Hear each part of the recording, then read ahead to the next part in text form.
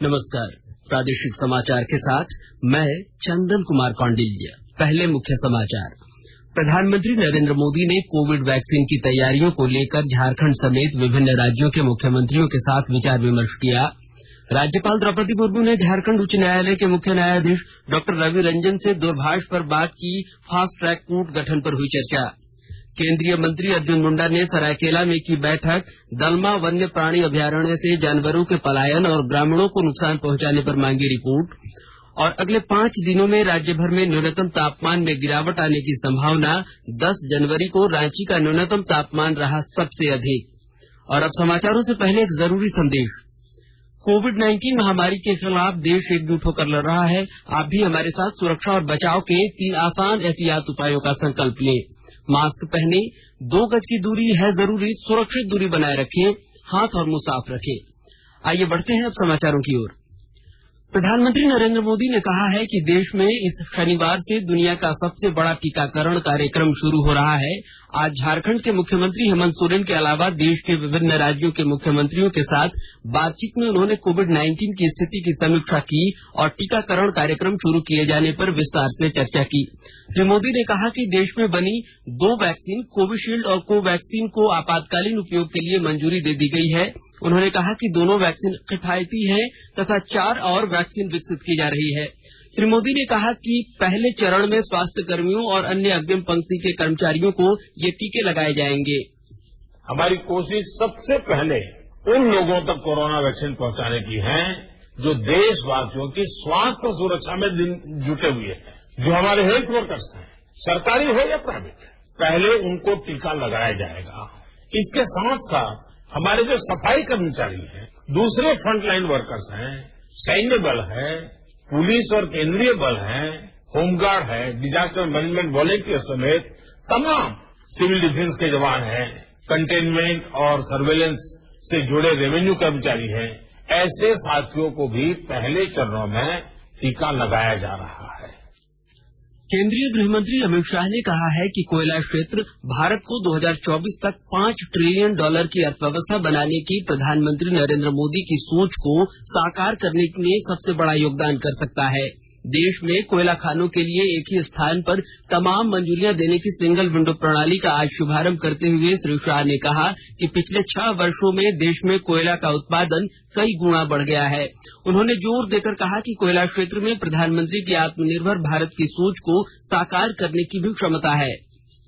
एक लंबे समय से कोयला क्षेत्र की संदिग्धता को दूर करना, कोयला क्षेत्र में पारदर्शिता लाना और कोयला क्षेत्र के अंदर जितनी क्षमता पड़ी है इसका संपूर्ण उपयोग देश के अर्थतंत्र को गति देने के लिए हो पाए, इसके लिए प्रयास हो रहे हैं। नरेंद्र मोदी जी के नेतृत्व में जब से सरकार बनी तब से एडमिनिस्ट्रेटिव रिफॉर्म आने शुरू हुए और एक सबका परिणाम ये आया कि आज कोयला क्षेत्र ऐसी जगह पर आकर खड़ा है कि 5 ट्रिलियन इकोनॉमी के हमारे लक्ष्य में सबसे बड़ा कंट्रीब्यूटर अगर कोई एक क्षेत्र होगा तो निश्चित रूप से कोयला क्षेत्र होगा। वहां पर आकर आप खड़े।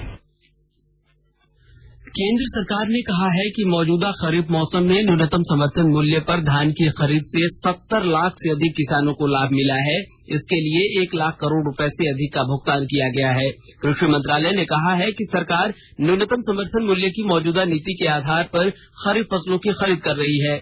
इस मौसम में अभी तक झारखंड के अलावा पंजाब, हरियाणा, उत्तर प्रदेश, तेलंगाना, उत्तराखंड, तमिलनाडु, चंडीगढ़, जम्मू कश्मीर, केरल, गुजरात, आंध्र प्रदेश, छत्तीसगढ़, ओडिशा, मध्य प्रदेश, महाराष्ट्र, बिहार, असम, कर्नाटक और पश्चिम बंगाल से लगभग 532 लाख टन धान की खरीद की गई है। केंद्र सरकार ने अपने प्रमुख एजेंसियों के माध्यम से 2,83,000 टन मूंग, उड़द, मूंगफली की फली और सोयाबीन की भी खरीद की है। इससे 1,51,000 से अधिक किसानों को लाभ मिला है। राज्यपाल द्रौपदी मुर्मू ने राज्य में आपराधिक घटना और दुष्कर्म की घटना को दृष्टि में रखते हुए झारखंड उच्च न्यायालय के मुख्य न्यायाधीश न्यायमूर्ति डॉक्टर रवि रंजन से दूरभाष पर वार्ता की। इस क्रम में उन्होंने कहा कि आपराधिक घटनाओं और दुष्कर्म की घटना के लिए फास्ट ट्रैक कोर्ट का गठन किया जाए ताकि इन मामलों का त्वरित गति से निष्पादन हो सके और अपराधियों को शीघ्र ही सजा प्राप्त हो। वैसे मामले जिनमें अभियुक्त तुरंत गिरफ्तार हो गए हों उन्हें शीघ्र दंडित करने की व्यवस्था हो। इससे अपराधियों में भय का माहौल होगा और राज्य में इस प्रकार के अशोभनीय व निंदनीय घटना में कमी आएगी। इससे झारखंड उच्च न्यायालय पूरे देश के समक्ष आपराधिक घटना और दुष्कर्म की घटना में कमी लाने के लिए प्रेरक तथा अनूठा उदाहरण प्रस्तुत कर सकता है। इधर झारखंड उच्च न्यायालय में आज फिजिकल कोर्ट की सुनवाई प्रारंभ की गई। पहले दिन प्रायोगिक तौर पर आज 11 मामलों को सुनवाई के लिए सूचीबद्ध किया गया था, जिसकी सुनवाई न्यायाधीश न्यायमूर्ति हरीश चंद्र मिश्रा और न्यायमूर्ति राजेश कुमार की खंडपीठ में हुई। कोरोना काल में 9 महीने के बाद फिजिकल कोर्ट की शुरुआत होने पर अधिवक्ताओं में खुशी दिखी। वहीं मुवक्किल भी उत्साहित नजर आए कि अब उनके मामलों की त्वरित सुनवाई हो सकेगी। अधिवक्ताओं ने उम्मीद जताई कि आगामी 2 से 3 सप्ताह में कुछ और अदालतों के द्वारा फिजिकल सुनवाई प्रारंभ हो जाएगी। राज्य में कोविड रिकवरी रेट 97.84% हो गई है। अब तक 1,14,302 मरीज ठीक हुए हैं। पिछले 36 घंटे में 145 नए कोरोना पॉजिटिव मरीज मिले हैं। वहीं स्वास्थ्य विभाग के अनुसार राज्य में कुल कोविड-19 का मामला अब 1,16,817 हो गया है। इनमें 1,468 सक्रिय केस हैं। अब तक राज्य में कोरोना से 1,047 मरीजों की मौत हुई है। वहीं प्रदेश में 49 लाख से अधिक नमूनों की जांच हो गई है। आकाशवाणी के ताजातरीन समाचारों के लिए आप हमारी वेबसाइट newsonair.com पर लॉग ऑन कर सकते हैं। ताजा समाचार Twitter handle @AIR News Alerts और Facebook page all India radio news पर भी उपलब्ध है। आप प्रादेशिक समाचार एकांश के ट्विटर हैंडल @AIR News_Ranchi और Facebook page AIR News Ranchi के अलावा हमारे YouTube channel regional news unit पर भी बुलेटिन को सुन सकते हैं। प्रादेशिक समाचार आप आकाशवाणी रांची से सुन रहे हैं और अब पेश है कोरोना से बचाव के कुछ संदेश। कोविड-19 से बचाव और सुरक्षित रहने के 3 उपाय। मास्क लगाएं, 2 गज दूरी है जरूरी, सुरक्षित दूरी रखें, हाथ और मुंह साफ रखें।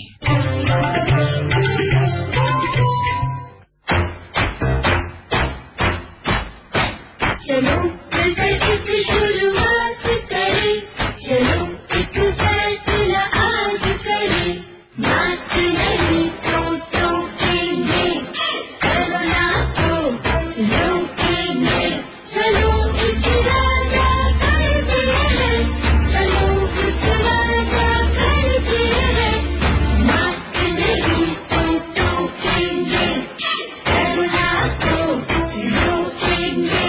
भारत सरकार द्वारा जनहित में जारी। प्रादेशिक समाचार में आपका एक बार फिर से स्वागत है।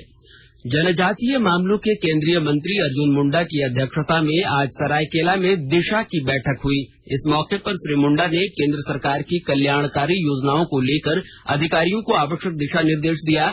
बाद में पत्रकारों से बातचीत में केंद्रीय मंत्री ने कहा कि दलमा वन्य प्राणी अभयारण्य से लगातार हो रहे जानवरों के पलायन और हाथियों द्वारा ग्रामीणों को पहुंचाए जा रहे नुकसान का पूरा ब्यौरा अधिकारियों से मांगा गया है। उन्होंने बताया कि 2024 तक सभी घरों में पानी पहुंचाने के लिए बनाए गए कार्य योजना पर काम किया जा रहा है।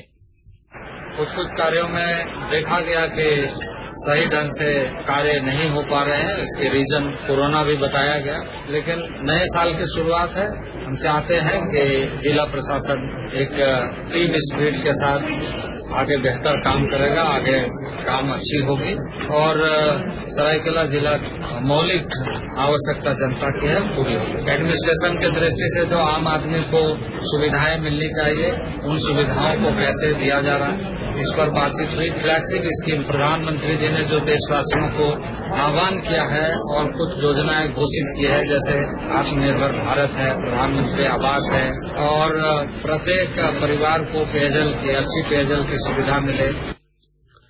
झारखंड मुक्ति मोर्चा के अध्यक्ष शिबू सोरेन का आज 77वां जन्मदिन है। इस मौके पर मुख्यमंत्री हेमंत सोरेन समेत पार्टी कार्यकर्ताओं ने शिबू सोरेन के रांची के मोरहाबादी स्थित आवास पर 77 पाउंड का केक काटकर उनका जन्मदिन मनाया।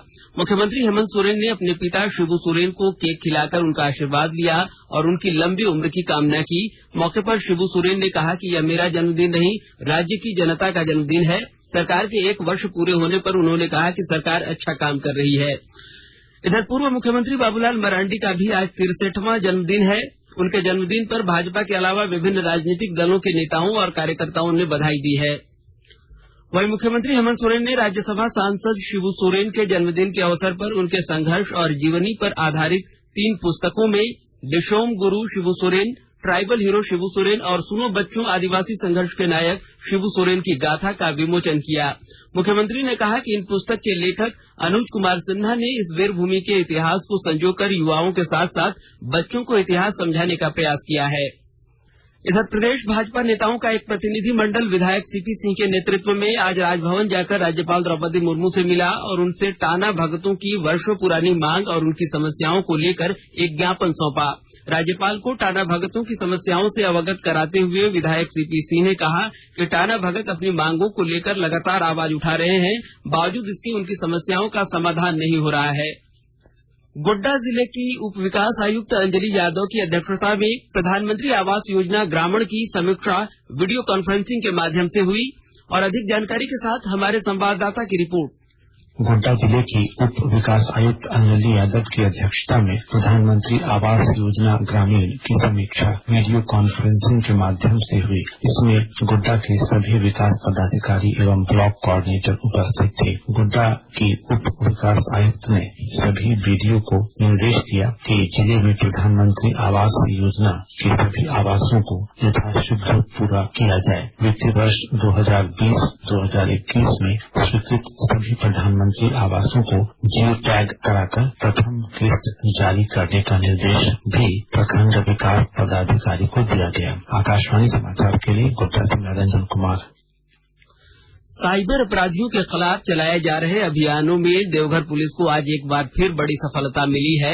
गुप्त सूचना के आधार पर पुलिस ने 12 साइबर अपराधियों को गिरफ्तार किया है। जिले के पुलिस अधीक्षक अश्विनी कुमार सिन्हा ने बताया कि इन सभी साइबर अपराधियों की गिरफ्तारी सारठ, मधुपुर और सारमा थाना क्षेत्र के अलग अलग गांवों से हुई है।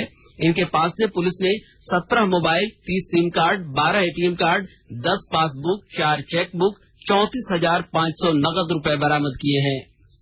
देवघर पुलिस के साइबर थाने के पदाधिकारियों के द्वारा सारठ, मधुपुर, सारवा, पथरौन इन थाना क्षेत्रों में छापामारी की गई। कुल 12 साइबर अपराधियों को गिरफ्तार किया गया है।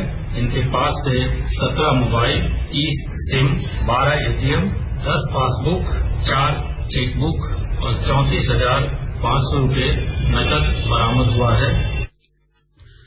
राजधानी रांची समेत राज्य के विभिन्न हिस्सों में अगले 5 दिनों में न्यूनतम तापमान में 3 से 5 डिग्री सेल्सियस गिरावट दर्ज किए जाने की संभावना है। रांची स्थित भारतीय मौसम विज्ञान विभाग के वरीय वैज्ञानिक अभिषेक आनंद ने बताया कि रांची के मौसम का डिजिटल रिकॉर्ड 1969 से उपलब्ध है और उपलब्ध डिजिटल रिकॉर्ड के अनुसार 10 जनवरी 2021 को रांची का सबसे अधिक 17.6 डिग्री सेल्सियस न्यूनतम तापमान रिकॉर्ड किया गया। 10 जनवरी 2021 को राजधानी रांची का जो न्यूनतम तापमान था 17.6 डिग्री सेल्सियस, वो अब तक के रांची के पूरे उच्चतम मिनिमम टेम्परेचर जो कि जनवरी के महीने में रहता है अभी तक सबसे अधिक रहा। अभी तक रिकॉर्डेड डेटा में उससे अधिक मिनिमम टेम्परेचर न्यूनतम तापमान रिकॉर्ड नहीं किया गया है। इससे पहले 17.2 डिग्री सेल्सियस जो न्यूनतम तापमान रिकॉर्ड किया गया था जनवरी के महीने में जो सबसे अधिक था वो 8 जनवरी 2021 को और 3 जनवरी 2015 को रिकॉर्ड किया गया था। और अब संक्षिप्त खबरें। राज्यपाल द्रौपदी मुर्मू से मुख्यमंत्री हेमंत सोरेन ने शिष्टाचार मुलाकात की। राज्यपाल द्रौपदी मुर्मू से विनोबा भावे विश्वविद्यालय के कुलपति डॉक्टर एमएन देव ने आज राजभवन जाकर मुलाकात कर उन्हें विश्वविद्यालय की शैक्षणिक और प्रशासनिक गतिविधियों की जानकारी प्रदान की। हजारीबाग जिले की पुलिस ने बड़कागांव के महुगांव गांव में वर्षों से चल रहे अवैध बंदूक फैक्ट्री का उद्भेदन करते हुए 3 अपराधियों को गिरफ्तार करते हुए कई निर्मित और कई अर्धनिर्मित बंदूकें बरामद किया है। स्वतंत्रता सेनानी छेदीलाल मंडल की 55वीं पुण्यतिथि आज साहिबगंज महाविद्यालय के न्यू कल्याण छात्रावास में मनाई गई। और धनबाद रांची इंटरसिटी एक्सप्रेस 15 जनवरी से चलने लगेगी। पूर्व मध्य रेल मुख्यालय से ग्रीन सिग्नल मिलने के बाद रेलवे ने ट्रेन चलाने की तारीख का ऐलान कर दिया है। और अंत में मुख्य समाचार एक बार फिर। प्रधानमंत्री नरेंद्र मोदी ने कोविड वैक्सीन की तैयारियों को लेकर झारखंड समेत विभिन्न राज्यों के मुख्यमंत्रियों के साथ विचार विमर्श किया। राज्यपाल द्रौपदी मुर्मू ने झारखंड उच्च न्यायालय के मुख्य न्यायाधीश डॉक्टर रवि रंजन से दूरभाष पर बात की। फास्ट ट्रैक कोर्ट गठन पर हुई चर्चा। केंद्रीय मंत्री अर्जुन मुंडा ने सरायकेला में की बैठक। दलमा वन्य प्राणी अभयारण्य से जानवरों के पलायन और ग्रामीणों को नुकसान पहुंचाने पर मांगी रिपोर्ट। और अगले 5 दिनों में राज्य भर में न्यूनतम तापमान में गिरावट आने की संभावना। 10 जनवरी को रांची का न्यूनतम तापमान रहा सबसे अधिक। और इसके साथ ही आकाशवाणी रांची से प्रादेशिक समाचार का यह बुलेटिन समाप्त हुआ। नमस्कार। घर में रहिए, सुरक्षित रहिए और सुनते रहिए आकाशवाणी।